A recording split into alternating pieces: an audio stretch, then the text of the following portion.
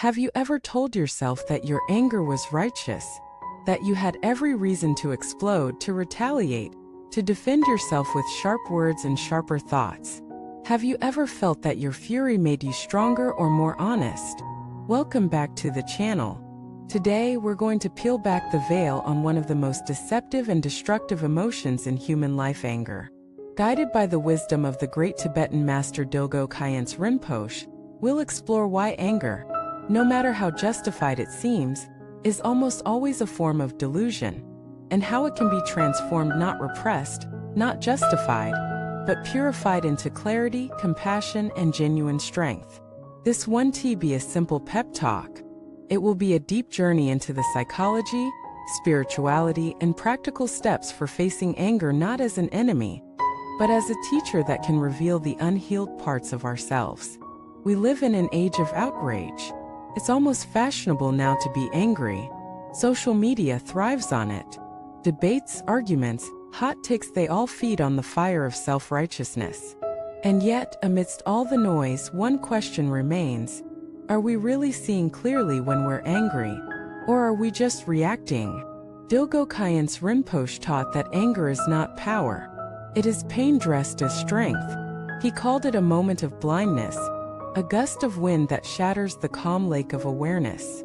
In his teachings, he emphasized that even a single moment of true anger can destroy the merit of 100 virtuous acts. Think about that. All your kindness, your generosity, your patience erased in a flash of fury. Not because the universe is punishing you, but because anger disconnects you from your true nature, pulls you into illusion. It makes you believe that the other person is the enemy, when in truth, your own unexamined mind is the battlefield. Let us explore why this is so. At its core, anger arises from unmet expectations and unexamined fears. When someone offends us, contradicts us, ignores us, we feel threatened not just personally, but existentially. The ego flares up, demanding respect, recognition, revenge. But if we pause and really observe, we'll see that beneath every outburst is a wound belief that we are not safe, not seen, not valued. And when we act from that place, we don't solve the problem, we deepen it. Dilgo Khyentse Rinpoche used to say that anger is like drinking poison and expecting the other person to die. It's the ultimate self-sabotage.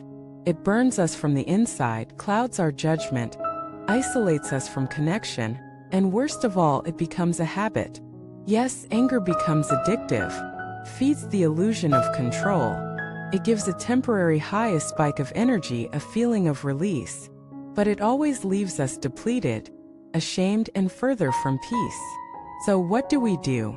Are we supposed to just suppress anger? Pretend we're never upset? Smile through abuse? Absolutely not. The path is not repression. It's transformation. And that begins with awareness. When you feel anger rising, don't act. Observe. Where is it in your body? Is it tightness in the chest? Heat in the face? Tension in the jaw? Label it, this is anger. Then ask, what am I afraid of right now? Because all anger hides fear. Are you afraid of being humiliated, disrespected, losing control, being forgotten? See the fear clearly. Feel it without shame. And in that seeing, something magical happens. The anger begins to lose its grip. This is not weakness. This is spiritual judo. You are redirecting the force of your reaction into the strength of your awareness. Rinpoche often reminded his students that anger is like a thunderstorm in the sky. Seems powerful, but it always passes. The sky, the mind itself, remains untouched. The more you anchor in that sky, the less you get lost in the storm. Now let us make it practical. Next time someone provokes you, instead of exploding, try this. Pause. Take 3 breaths. Feel your feet on the ground. Say silently, this is a test. This creates space. Then, name your feeling. I feel hurt. Not he is a jerk, not they're wrong, but I feel hurt. This brings ownership. Then, if it's safe and appropriate, express your truth with calm. I felt disrespected when that happened. Can we talk about it? If the situation is unsafe, walk away. Return later with a clearer mind.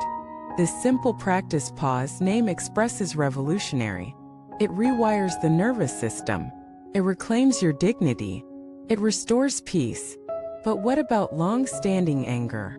Grudges from years ago? Pain that won't go away? Hear us the deeper work. Sit quietly. Bring the person to mind. Notice the emotions. Say aloud, I choose to stop carrying this. You may not be ready to forgive fully. That's okay. But you can start by releasing the identity of the victim. You can reclaim your power not by revenge but by release. Forgiveness is not saying what happened was okay. It's saying I won't let this define me anymore. And every time you choose peace over rage, compassion over retaliation, understanding over judgment, you build a new pattern in your soul. You create merit. You deepen wisdom. You become unshakable. This is not theory. It's lived truth. There are countless stories of people who transformed their lives by confronting their anger. One man, after years of emotional abuse from a parent, sat with his pain every day. He wept. He raged inwardly, but he didn't act on it. Instead, he meditated on compassion. Over time, he began to see his parent not as a villain, but as a wounded child in an adult body. The anger melted, not because the pain vanished, but because it was seen fully. Another story of a woman betrayed by a partner. Her rage consumed her for years, but eventually, she began practicing Tung Glen, a Tibetan meditation of breathing in the pain of others and breathing out healing. One day, she realized she no longer hated him. She no longer needed revenge. She had become free. This is the miracle of transformation, and it's available to you right now. No matter your past, you are not your anger. You are not your wounds. You are the awareness behind them, and that awareness is luminous, spacious, loving. So take the step. Start the journey. Choose peace not as passivity but as power. Speak truth not with heat, but with clarity.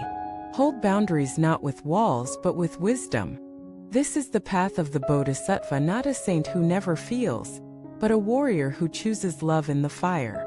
If this message resonates with you, if you've struggled with anger or found your way through it, share your story in the comments. Let us learn from each other. Let us walk this path together. Subscribe to the channel, like the video, and share this with someone you care about. The world doesn't need more rage. It needs more light. Thank you for watching this video. May your mind be clear, your heart be open, and may every storm pass quickly on your journey to peace.